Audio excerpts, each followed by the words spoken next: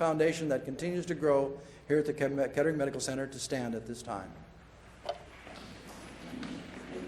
Thank you.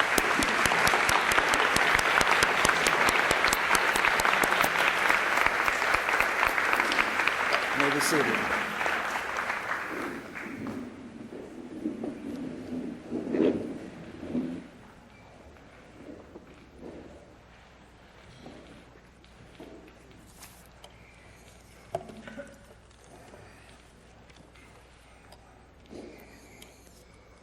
During the years Mr. Nelson served as the administrator of Kettering Medical Center, he often quoted a verse from the writings of Edwin Markham.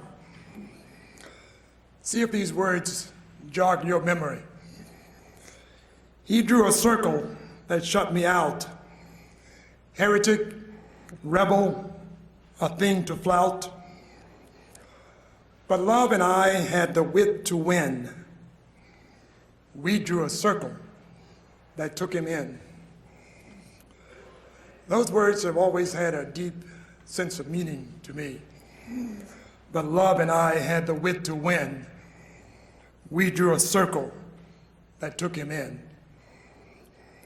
Kettering Medical Center has endeavored over the years to draw even wider circles of love, particularly as it relates to its employees, patients, and the constituents of this community. When Ken Roth conceived the idea of the founders, the intent was to keep alive the excitement that centered around the birth of an institution and to make available to current leadership voices from the past. And yes, the founders were key players in bringing about the success of those early years. But now, as KMC is growing into maturity, many of those who were employed during the early years are retiring or in the process of retiring. In their place, another generation, the sons and daughters of the pioneers, are taking their place. Included among those retiring are employees who work side by side with the founders, nurturing this institution as it grew through those early years of adolescence, teenage, and on into maturity. I am speaking of the employees who were hired in 1965 and afterwards. Even though they may have just missed being included with the founders, it was their effort and their dedication, combined with the efforts of the founders, that made a significant contribution to the success, culture, and image of Kettering Medical Center. Therefore, it was for this reason and the desire to expand that circle of love that this administration, under the leadership of Robert Willett, drew a circle which also took in the retirees. On April 15, 1991, the President's Committee voted to invite the retirees to join the founders in forming a new group. And that group would be called Founders Retirees. And combined together, this group will be charged with the responsibility of keeping alive voices from the past. I would now like to ask the retirees in our audience to stand, and for the rest of us to give them a rounding hand of applause. Retirees, would you please stand, please? Yes.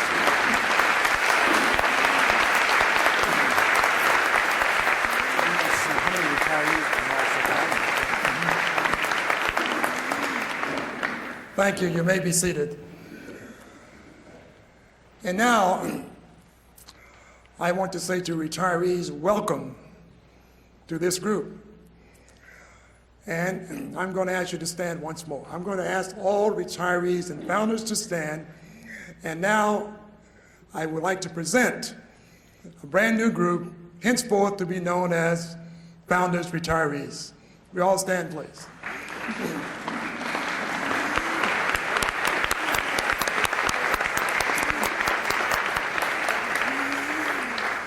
Thank you very much.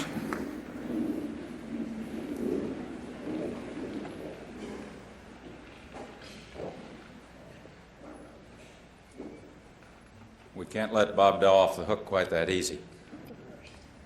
Bob, as I look over the audience, I only see one table that has a couple generations at it.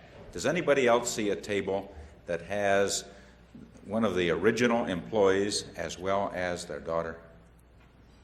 I think Bob and his wife and his daughter ought to stand, and we ought to recognize Bob. Bob has done an awful lot of work to help us. Oh, we have another one. Okay.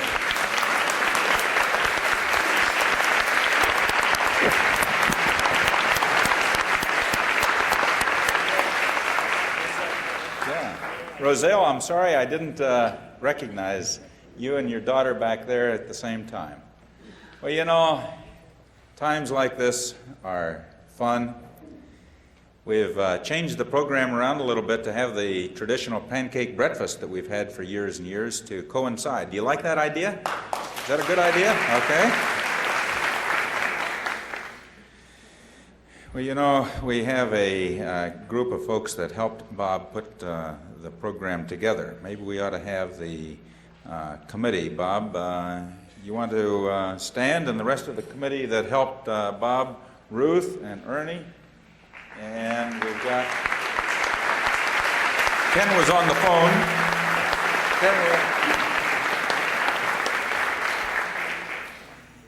You know, as we've heard some stories of the past, and we have had a lot of fun today and this weekend as we've seen folks coming in from all over the country.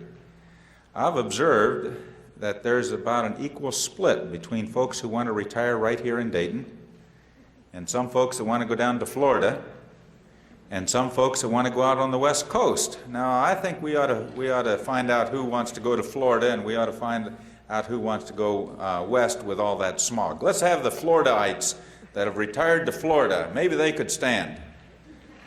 Well, come on, we've got some more. There's Lois and Jean. Okay, we've got, okay, now what about the West Coast? What about out in California? We've got some smog lovers. Hello, Lawrence. Okay, do we have anybody that is further than Loma Linda, California? I think Loma Linda, you're at Loma Linda, right, Lawrence? Okay, has anybody come further than from Loma Linda, California for this evening's? Long Guards are up in Nova Scotia? We've got some great areas of the country. Well, we're glad that you all came back to participate with this weekend with us. On behalf of the current management team, some of us have been around for a while, but we'd like to say a great big word of thanks, and we'd like to just share with you, and I would like to personally share with you that the concepts that Mr. Nelson talked with us about are still alive and well in 1991, in September of 1991. Each month, I receive a stack of cards, it's usually about 4 to 6 inches thick, of cards that I sign to our employees, thanking them for their service to direct patient care. And these are in response to patients who have taken the initiative to independently write to the hospital and thank the hospital for the services that they have provided. Now we have a little activity that we give them a special word of thanks as well as a extra meal card at the snack shop. But each month I have the privilege of taking a half hour and signing all of those cards personally to those employees. Folks, that's wonderful. That's wonderful. When the patient who is paying these outrageous medical costs that you all hear about and that you read about are going to take time to say a word of thanks to the institution and to the people. Now, they will talk occasionally about their experience in the hospital. But you know, it's never about how wonderful the bed was, how nice and soft that new foam mattress that the patient care committee decided on. They don't talk about the nice soft percale sheets that we have instead of the muslin sheets that some other institutions in the area have. You know, they don't talk about the fancy x-ray equipment or that new PET scanner. You know what they talk about? They talk about you, the employees. They say, you know, it was that wonderful nurse who prayed with me when they were tucking me in at night. It was that wonderful dietitian who came by and helped me with that special menu because I was having real problems with keeping any food down. They tell me about the wonderful therapists and how easy that lab tech slipped that needle in. Oh boy, you know, I wince a little bit when I read some of those letters. But you know, it's always around the people. It's not around the fancy equipment. Now they do, Ted, tell us about the grounds. They tell us about how pretty the grounds are when they come in and as they're looking out their windows. So they do look at a few things. But you know, it's really the people. And the prayer with patients is one of the things that have been a real tradition at Kettering. I'm on the board of the Chamber of Commerce downtown. After a meeting about 2 months ago, one of the board members stopped by and got me off to the side and said, "Bob, my wife was just in your hospital." "Oh, what a wonderful hospital you have." And was telling about the wonderful employees. Some of you know, and for those of you that don't, it's not a real secret. Mrs. Kettering fell when she was in Cincinnati a week ago yesterday. She drove all the way back to, guess where? Kettering. How about that? She had a little break in her arm, and she's been a patient with us for a few days. I have to tell you what she told me just Friday afternoon. She'd said she'd been doing a sample. Uh-oh, watch out now, here it comes. She'd been sampling the different nurses. And she'd been asking all the nurses that had been coming into the room where they had graduated. Guess the nurses she likes the most. Oh, how about it? KCMA came out on top. Oh, she said that the nurses that have been working with her, who come from KCMA, are the best nurses that she's had taken care of. So today, things are different. Healthcare is different. We have governmental regulations that we never had when we first opened up. We've got all kinds of controls. We've got challenges that sometimes we even call problems. But you know, it's with the kinds of people that helped us in the beginning, that have helped us through these current years, and are going to be continuing to help us into the future, that are really going to make KMC be one of the most successful institutions.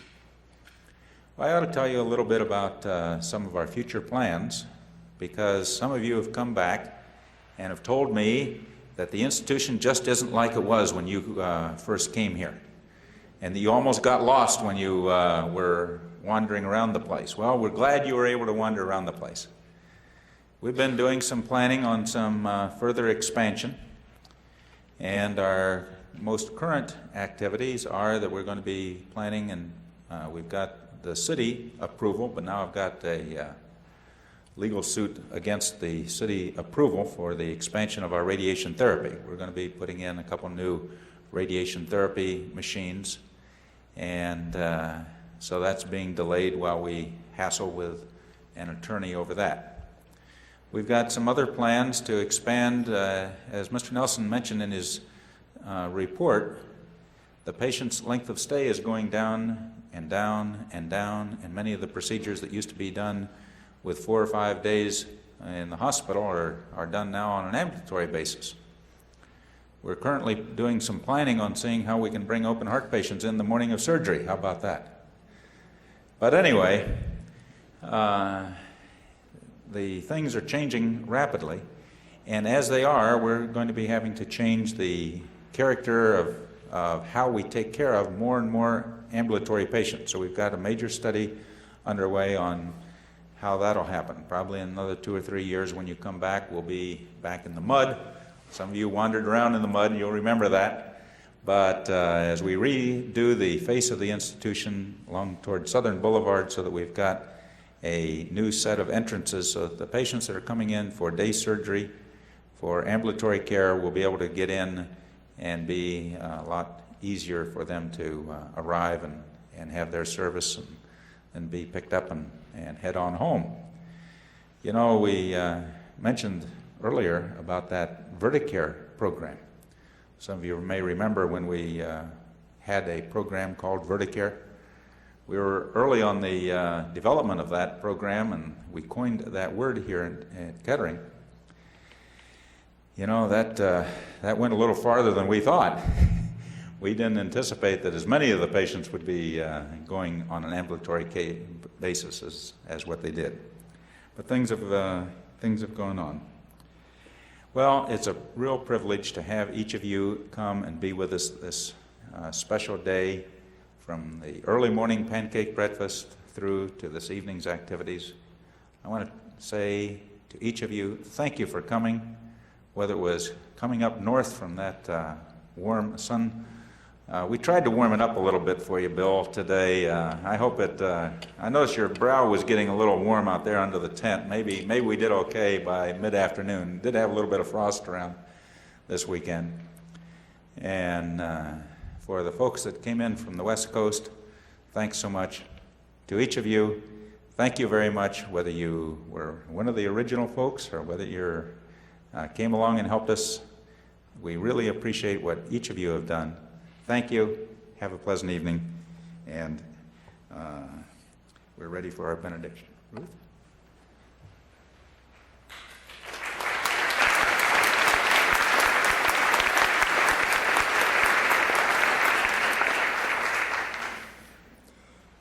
Before Ruth comes forward to give us a benediction, I have just a few housekeeping matters I'd like to take care of. One is this. It's already been referred to that our Nutrition Services Department did an excellent job this evening. And I was just hoping that Clinton Wall, who was our first director of Nutrition Services, would have been here today, because we really challenged our Nutrition Services Department by having these two events on the same day. And I'd just like to say, and I think you will agree, that they met the challenge. Don't you think so?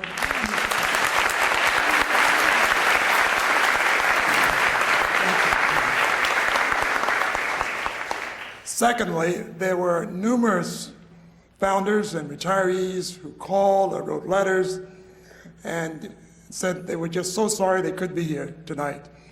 In particular, Jim and Edna Irving asked me to mention their name. Now, Jim and Edna, I mentioned your name. They called several times because they were just disappointed they couldn't be here tonight. But there were a number of others, and I won't take time to go down the entire list. But I want you to know that they are thinking about you, those who couldn't make it here tonight. Thirdly, you may have noticed that we are recording this event tonight on videotape. A number who couldn't make it also asked if we could record it and send them a copy. If you would like to have a copy, there is a form available that will be on the table as you go out. You fill out that form, we'll see that you get a copy as well. There'll be a slight expense for putting it together and sending it to you, but I'm sure you'll respond appropriately. And finally, I have been asked to be a giver tonight and give away the centerpieces on the table. Now, to do that, I may have to embarrass a few of you, but I think it's worth the embarrassment. And the reason why I say that, the only way I could come up with a way of doing this that would be fair would be to say that the founder retiree, volunteer, or position that's the oldest sitting at each table may carry away the centerpiece, all right? Now, if you're a little shy about telling your age, that's okay. Somebody else will claim it. But if you're either a founder, a retiree, a physician, or a volunteer, and you're the oldest one sitting at the table, the centerpiece is yours. Thank you.